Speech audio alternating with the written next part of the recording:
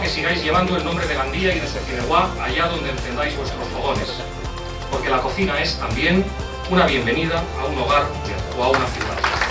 Llega el momento de conocer el ganador de este primer premio de Fideuá de Gandía en la 46ª edición.